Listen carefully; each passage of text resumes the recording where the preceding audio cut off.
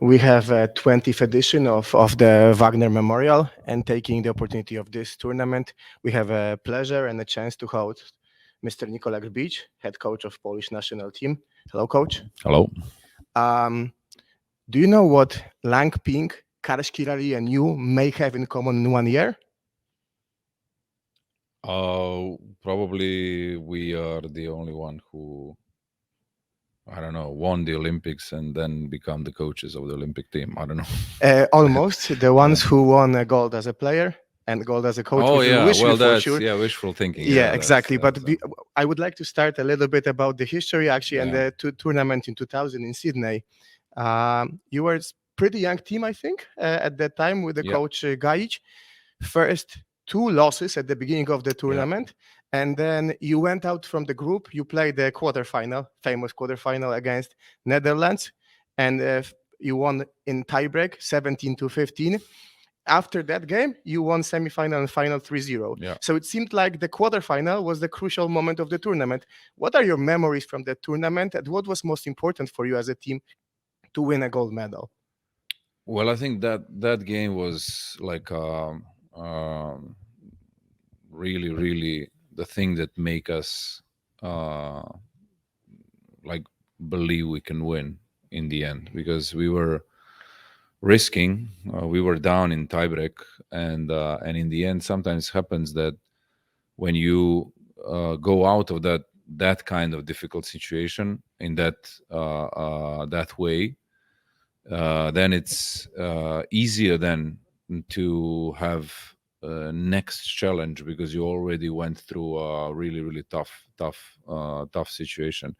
And if you remember, it happened the same, maybe not 3-0, but France also was there not even to qualify to the quarterfinals, and then miraculously they won the last game 3-2, that made them go to the quarterfinals, and then they won in the really tough game against Poland, again 3-2, and then they were, I think, mentally they were also ready to play that kind of game. So I think in a way that Russia and Italy at the time was stronger than Holland, but we went through really tough situation, and we were losing.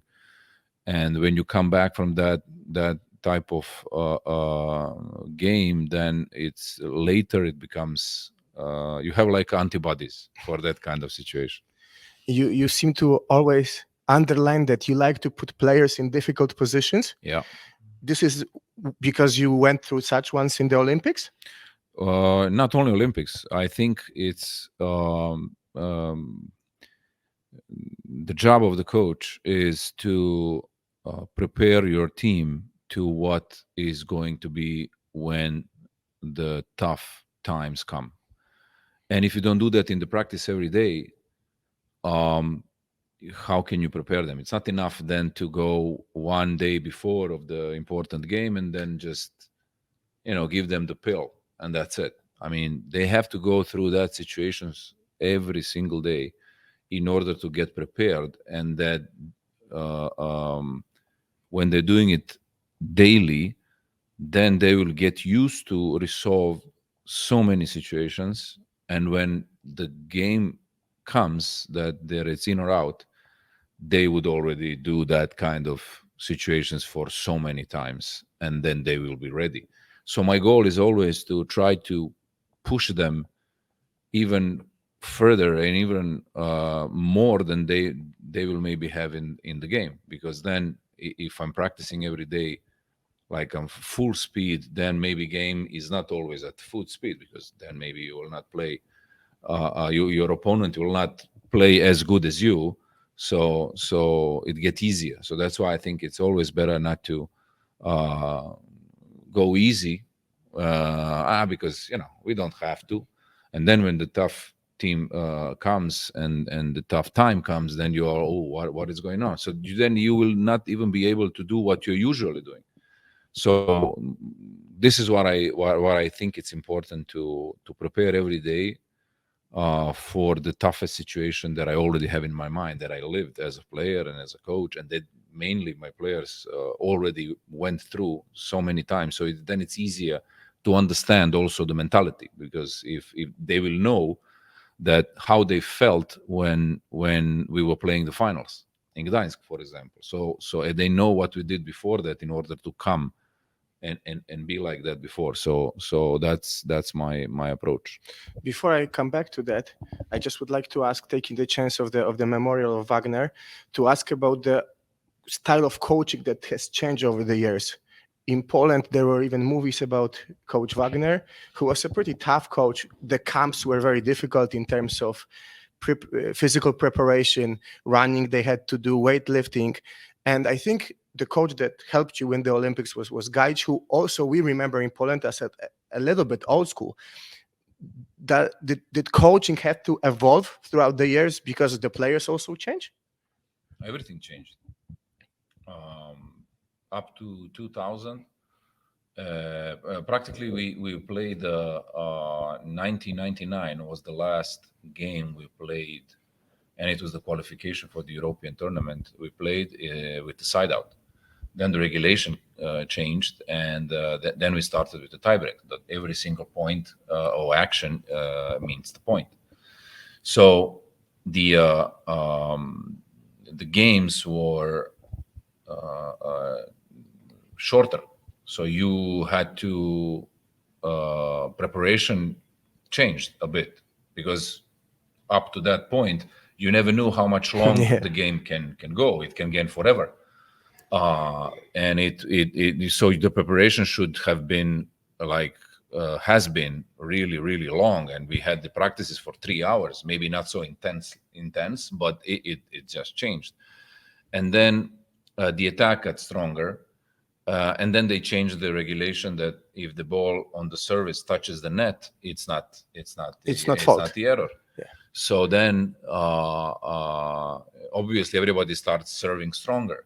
So as I said, as it was evolving, the regulations about points making and scoring, as it changed of the calendar, because tournaments changed. For example, in 1998, we played a World Championship where we played 12 games in 17 days. So we would play 3 days in a row. We would wake up at 4 o'clock in the morning to take a train in Japan to go on another island. And then we would play another 2 days. And then again, the day after, which should be a day off, but it's not day off. It's just you don't play the game. You just have to transfer to another place where it's 2 or 3 hours with the train. And then you have the practice in the afternoon. And then the day after you play, and you play 3 days in a row.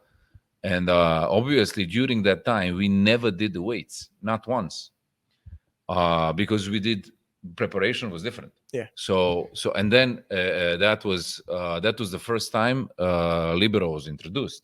So it's changing all the time. And right now, I think all strong teams have very similar conditions to work. Meaning all of us meaning Italian a national team, Japan national team, Brazil, US, everybody. They have 3 courts. They have data volley system for computers or volley station or whatever it is. They have fitness coach. They have 2 physios, 1 doctor, good 2 assistants, 1 coach.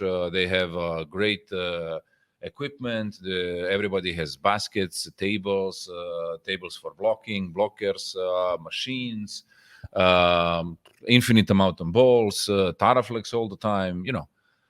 Good players, because every single one of those teams that I mentioned has at least 8 or 9 good players who are playing in the strongest clubs in the world. So more or less we are all there. And the next thing that will, I think, make a difference is the mental and emotional preparation for such stressful events. So because now, as you can see, 1 or 2 balls can decide the winner of the set or in the end of the match. So it's how you can handle that type of difficulty. It's not only how much you can last physically, but it's also how you're handling the stress. So obviously you have to evolve, you have to change, you have to adapt, you have to see, and it's not possible because now not possible always to get it right, because now you have the teams who are playing the Champions League final. They get like almost a month of the games and practices more than the guys who are finishing playoffs earlier. And then in the end, these guys has to play together for the VNL, if you know what I mean. So one, you have to give like enough time to rest. Other guy who will have more rest can start earlier, and then so it's you have to adapt to many difficult and different situations between them. But it's as I said, as long as it is the same for everybody, for me it's okay. I mean, if everybody has the same like demand or a calendar is the same for everybody, okay. So coming back to current times, you mentioned a lot in the previous answers about training. Now you have a group of 14 players who everyone is a world star. Did you ever see a bigger quality during the training in terms of personal quality? And second thing, is even such good training ever able to be better than a game with even a worse opponent? So Of course, we are having better training and better 6-on-6 drills that we have against the majority of our opponents, because as you said, we have players who play the finals of the Champions League and they are not starters or they are not playing. It's not because they are not good enough, it's just we have plenty of them, and it's really a great thing to have a choice of that, so many good players where I mean, them also telling me, well, they were preoccupied because it's like, well, you know, I'm not in the shape, because in order to put the ball on the ground against, you know, my teammates, it's really difficult because we are playing good defense, we are playing good this and that. For me, that's the best thing, because if you surround yourself with better than you or your equals, you will always push yourself to be better, and you will be amongst the guys who are really, really good, and you will be one of them. If you are with guys who are not practicing good, they don't have quality good enough, the quality of the practice goes down, and then you will be one of those guys again. So the great thing is that we have really a great environment and so many players that are of equal, really, really high, a really good quality, that can give us great practice opportunities where we can really, really work hard, and we can, for example, the other day we did one very intensive exercise where I would just throw the balls inside. As soon as the action finishes, it goes another ball, and it's really intensive. And let's say it should be in the easy. It's intensive, but it's easy. It's easy ball. It's free ball. I mean, giving them the ball so they have setter can do whatever he wants. He can, if he's first line, he can tip. He can have a quick attack. He can pipe. He can front and back. And with him tipping, it's 5 attackers. 50% of the time. And practically the whole practice, when the whole practice finished, I couldn't remember that one time the ball went down that somebody didn't touch it in defense or in blocking. And it was not because they were attacking badly, but they were on every ball. And that, for me, that's the high quality practice, which then when you find yourself with the opponent who is not so good as we were in the practice, then, you know, it will be much easier for them to score or to play volleyball. So yeah, the quality is really, really high. A lot of players have said in the past about you, and I think it's confirmed now during the interview, that for you, the most important skill in volleyball is not attack, dig, setting, but choosing the best possible option in certain situation. Is it true? Oh, yeah. Of course. It's because, and then I like to play the all-around volleyball. All-around meaning we never know if the last ball will come from defense of the middle, or that this ball has to be set with not setter but opposite. And if you don't practice that, that ball will not come. That ball will not be set good. That ball will not be attacked good or defended good or whatever. So we have to be ready to adapt. We have to be ready to adapt to a situation that we are having on the court, because sometimes you are every game is different. Every game gives you some type of situation on which you have to react to. Meaning, we would say, okay, we go to serve on this guy, because up to that moment in the tournament, he was struggling with reception and he wasn't receiving good. So, okay, let's aim him and let's try to serve on him. But it happened that this guy was receiving really good and the other guy wasn't receiving so good. And then you have to adapt immediately. So you don't have like, we'll do it like after an hour. No. You see one set, this guy is receiving really well. Change. Let's go immediately on the other guy. And if you don't practice it, it's for me, it's easy to, I know what I want. I know, okay, let's do line 4. Let's jump here. Let's move. Let's read block. Let's move in defense. Let's do this and that. But then it's playing against those strong opponents. They are so good that they are able to change the tactic during the game. And if you cannot adapt yourself to the change of the tactic and say, serve here instead of serve there, or, okay, we stayed here, we prepared to stay here in defense, I want you now to stay here. We are closing the line, leave the line open, and then to do it. Because this is modern volleyball. Everything is really, really fast, and we have to work on everything, and then to choose the moment where to serve, what to set, where to set, how to attack, and then in the overall, all of those decisions, to have patience. I have to ask about this.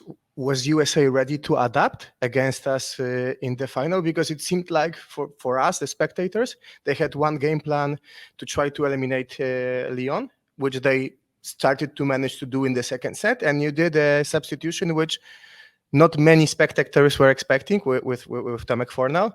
And it seemed like after that, the US had no plan for the game. There are some situations that happened during that game, and one of them was that because Leo played amazing first set. Then he started going in the difficulty, first of all in reception, because as I knew and we know, USA is really good in putting a pressure on the target, meaning is if the target is in one, they will go all of them in one with variations, with the strong service, with the short service, whatever. And I was expecting that, especially in reception, that he will go into difficulty. He went into difficulty also in Rotterdam against USA because they're a good team. They're one of the best in the world.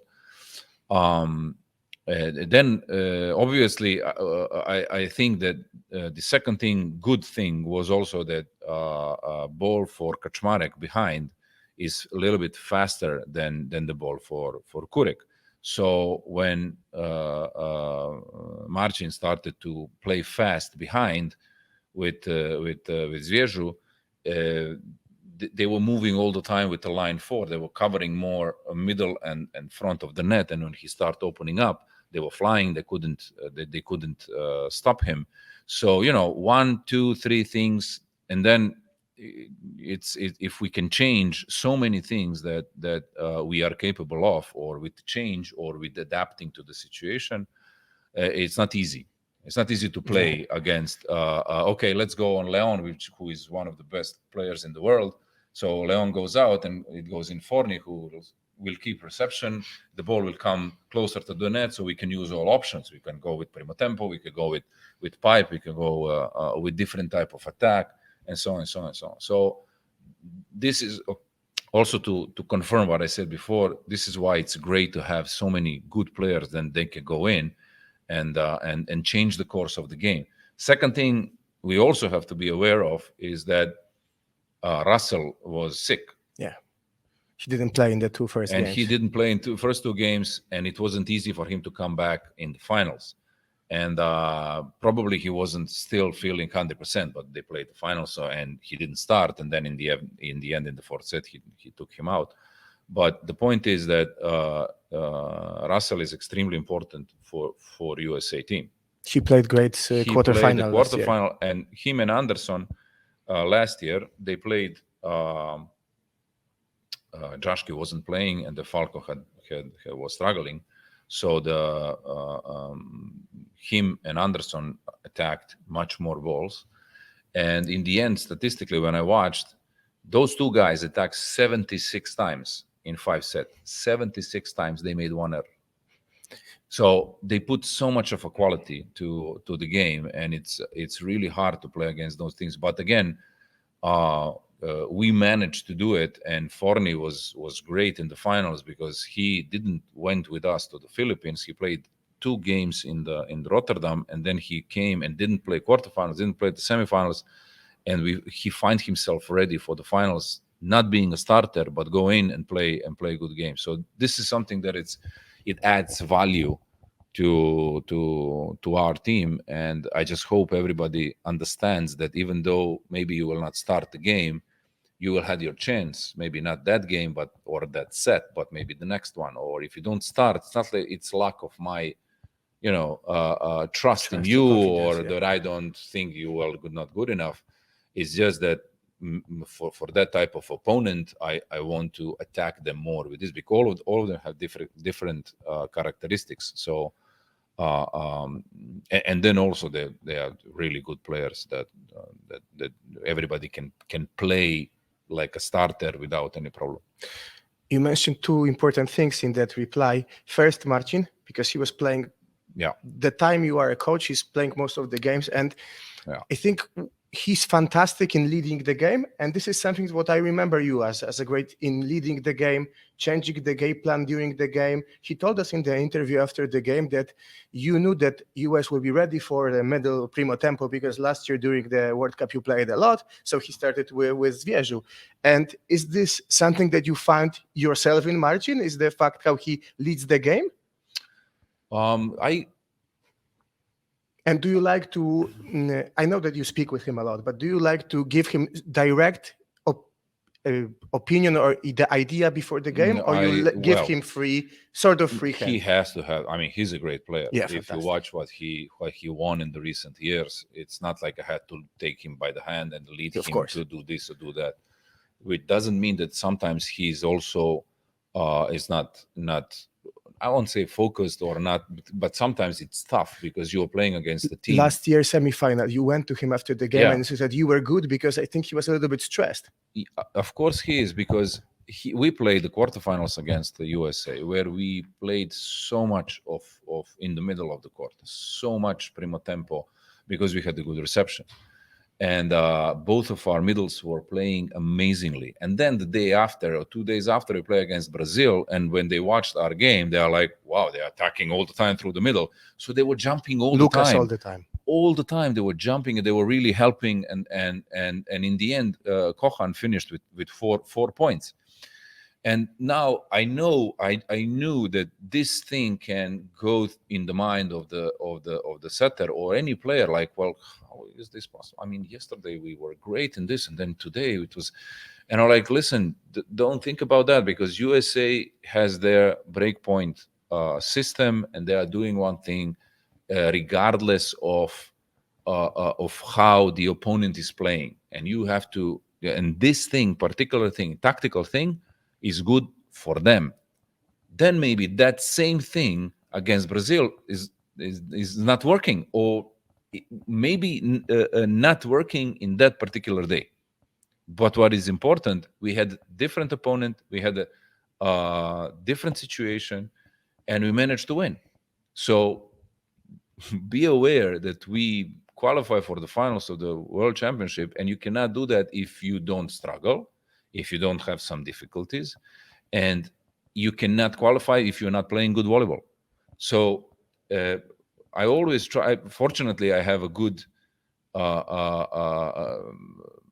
I played and no, worked as a coach in the good clubs, and I work with the good setters. So I always try to give them a pointers. I will always try to give them, oh, look, this guy is helping, and he's good in staying narrow and then opening up. This guy is, as soon as the ball is here, he's opening up, and not only with against you, but against this guy. This is his characteristic. So when you're organizing the attack, you have to know that if you want to attack their line of the blockers, this guy is to avoid, this guy is to attack. So then he organizes what he thinks he should do. And then from time to time, if I see something that we were following also the statistics and if he forgot sometimes to use some attacks, for example, he can forget to use a pipe, for example. So we would play good, but he wasn't using a pipe. And then when the 23 all comes, it's tough to, oh, I didn't play it for a set and a half now, and I would just remind you, listen, pipe is going good. So you might go with the pipe. I'm not saying, no, you have to do it now. I'm saying, look, this can be a good solution. That's one thing. Second thing, this guy is attacking great inside out, but he's not attacking in transition. So maybe leave him a few rotations when you have the ball in transition, and maybe go with the other solutions. Or this guy is killing in transition, so you go with him. Whenever chance you have, you just go there. Even if he doesn't score, it doesn't matter. We have with him the best option. So this is type of communication that we have. But I avoid I will never say, I would never say like, oh, I did this, you have to do it. That's absolute, because I was I played like 15 years ago. It was different volleyball. It was my characteristics as a setter was different than his. So I'm trying to help him out how by resolving the situation, okay, as I was doing it, but not in a way You would do this or do that. I would say this guy here is not helping. This guy is to be attacked in the middle. And then you call primo tempo whatever you want. You call pipe, you call set and then open up. This middle is following primo tempo. So if you call him near and then open up, he will not arrive. Or setter is opening, you give him knowledge, and then, because that for me, these were important informations. And then he will, because if I tell him sette is great, like primo tempo away from the setter, it's great. We have a great because this guy, they are not helping, and middle stays in the middle, but he doesn't feel safe to play that. I can say whatever I want. I know I'm right, but if he doesn't feel safe, no, let's find another solution. He's on the pitch. Let's find another solution. So if you want to do that, call primo tempo near and then open up and attack that. So I'm not forcing anything. I'm trying to help out and give them the tools to use it, and then obviously they will know it and will feel the situation, and then react to it. And by the way, he played a great volleyball in the finals. Fantastic. He really one of the best games in the national team since I'm the coach. I think Christensen even came to him after the game and said something like that he deserved, probably. Regardless of that, last two questions. We talked with Piotr Graban before in Gdańsk, and he said that you really pay attention to the training. But I would like to know your view on statistics, because you mentioned now statistics with USA last year quarter final. Some coaches pay super attention to statistics, some pay smaller one. What's your view on the statistic? It's another tool that helps you and the players? It's a tool which must be used. It can give you pointers, it can give you suggestions, it can give you some indications, but I always like to control that on video, because statistically you can say we don't do this, or we are this guy here is having lots of blockouts. Okay, let me see it. Let's see why this statistic says that he has like 60% of blockouts. And it happened, for example, in one period that Slivka was having so many blockouts, and I'm like, but I know how he's blocking. He's always perfect when he's blocking for the outside. He's staying there, and the combination of these blockouts were one. It was great attack, meaning they search really high, strong, and he was perfect with the block, but the attacker was so good, and like let's say out of 10 attacks, 3 or 4 were like he really did his best, but the attack was amazing. And the rest to arrive to take 60% was he tried to help with primo tempo. So when you try to help with primo tempo, you react after, and it's and he will just touched a little bit the ball, but that finished in the statistics, and it's like, oh come on, we cannot have this kind. It's you have to interpret the statistics in order to understand why that data is that. For example, now in this period, we were watching last year's statistics and this year's statistics. Like Italy is good in, let's say, blocking, kill block and touching and so on. Okay, let's see. Let me see why are statistically they are good, how they are, what they are doing, and let's see it. And then you can see why is that, why they are good in touching a lot. Why, first of all, they are really tall, all of them. They are tall. They don't have any small guy who is like Brazil has Honorato or I don't know. Giannelli is very tall setter. Giannelli is tall setter. Romano is. They have 2 position 4 who are really good, and they are getting many blocks one-on-one. So then we are trying to understand why and what they are doing that it's good, and then this is why we did in Zakopane. We modified the defense, we modified the blocking in order to become better, in order to, let's say, get better at doing it, and it was amazing. The last 2 practices were really, the ball couldn't go down because you would really have to great attack in order to put the ball on the ground. So coming back to the adaptation, you have to always to adapt. You always to learn where you can be better, and practice for me is the only way for you to work on those things. And then every time you don't do it, to remember, you have to move. So they will think about it, they will remember it, and then they will start doing it. And I think this period in Zakopane really help us out to point out some things, and they did it really good. And the last thing is, for example, how I'm thinking and how I'm working is, we won the VNL, which is important tournament against the best teams in the world, and so on and so on and so on. And it's great. I'm not saying, but I don't want anybody to think now, oh, that's it. Like we are gold. We won the European Championships. We are qualified with gold. Come on. Let's just see that these guys are better in reception than us. These guys are better in defense than us. These guys much better in blocking than us. We were doing this tournament. We were serving and attacking much better than we was throughout the whole VNL. Like if you watch our statistics throughout the group phase and then the finals, the jump that we had in the service is amazing.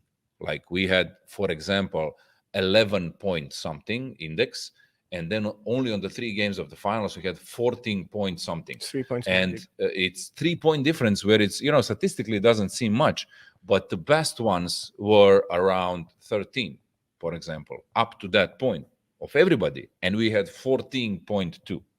So if we think like, oh, we are great, if we think like, oh, we are finished product, we will not get anywhere. Okay. So we cannot like stay and be so satisfied with ourselves, and then you will get to play the finals or quarterfinals against Serbia, who didn't have half of the team, and who, by the way, is the only team we didn't beat this year. And then you get to play the quarterfinals, and they play their best. And if we are not the best, everything is possible. And then you don't even go to get the medal, and then it will be blow mind to somebody. Like, how it's possible? It is possible. It is. I'm not saying that it will occur. I'm not saying it will happen, but it's possible because it's such a small difference between every team that I mentioned now is. And now they will have more time to prepare, and they will be full. Everybody will be there, so it will be really, really tough. And this is how I want also us to get prepared for what is in front of us. And I would like also everybody to understand that it's not like now we won this important tournament, we play good volleyball, and now that's it. We are the champions of everything from now on. I mean, we are among the best. We have a really strong team. We have a long bench and so on and so on and so on. But we have to be the best we can be every single day in practice in order to maintain that level, if not to increase it. One last very short question. European Championship, some teams who are lower in the ranking, do you think that the change in how the ranking works will help all the teams to do their best against Poland? Because I remember in the past, sometimes they thought, okay, there is small chance against Poland, so we will focus on other games. Now, because of the ranking, they will concentrate more. And last question, what should we as fans and the whole volleyball environment in Poland wish your team? First, I don't think when you go to play the game, it's not like you are thinking about ranking. Okay. I don't think that is the thought on the field when you are playing, but it doesn't have any sense because, for example, in Japan, we won 3 games against France, against Iran, and against Bulgaria. We won 3-2. And since we were better ranked team, we earned 0.5 points, or I don't know, 0.0 something. And then we lose against Serbia, who was 12th or I don't know, 9th, I don't know. And we lost 17 points. I mean, it's insane. So I have to, like, if I win, how many games I should win in order not to lose one, in order to stay just on the same level? So I have to beat like 76 teams in a row in order to get 5 points, and then you lose one game and you lose 17. I mean, it's. I don't know who was the scientist who invented this formula or solution, but it's not, for me, it's not good. It doesn't have any sense. And the second thing is, I said this last year, and I know maybe it's a lot. I know maybe I'm not saying nobody should comment about how we are playing. But for example, last year it happened one situation where some journalists and also comments on the social media and newspapers, online sites started to comment about who should play, or this guy shouldn't play, or that guy we should play, and so on and so on and so on. And that went in the head of our players. And I just want you to know that, first of all, me and my staff and all of us are doing our best to prepare these guys to play the best we can, to win everything that is important and not important. And so the approach of us is the best we can have. It's not that every single time, every single one of them will play 100% or they will play their best volleyball, which doesn't mean the lack of will to do it. It's just that you go in the difficulty and then somebody else goes in, and this is what the teams is doing. And I would like you just to ask you to support these guys, because the easiest thing is to wait for somebody to play badly or not good volleyball and then to kill him behind the screen, keyboard, drinking beer or cappuccino, and it's easy. That's easy. Nobody know who you are, and you don't know what you don't know what problems we had, how many injuries or how many problems we had up to a point that we played the game. So And even though I'm asking them not to go and read the comments, it's impossible. I mean, they always go and always do it, and then they feel bad. I'm like, well, don't do that, man. I mean, just don't listen, don't read the guys who are negative, and you cannot see them anywhere. And then something bad happens, and there they are, like a fungus after the rain. Like, this guy, come on, he shouldn't play. Or why did you put this guy in the list? Or why did you put that guy on the list? Because maybe he's a fan of that guy in the club, and he wants him to be in the 14, and so on, so on, so on. So support and trust. I would really like, as you said, very simple, just support the guys. They need it. They hear you because they are reading everything. So try to be supportive, because, as I said, nobody wants more to be Olympic champion than them. So they will do everything they can to be the European champion, to be again VNL champion, to win everything, to qualify, and so on and so on and so on. So have trust and support the guys, because they need it. Thank you very much. It was podcast Szósty Set with Memorial Wagnera Foundation. We had the pleasure to host Coach Nikola Grbić. It was a pleasure. Thank you very much. Thank you. Thank you.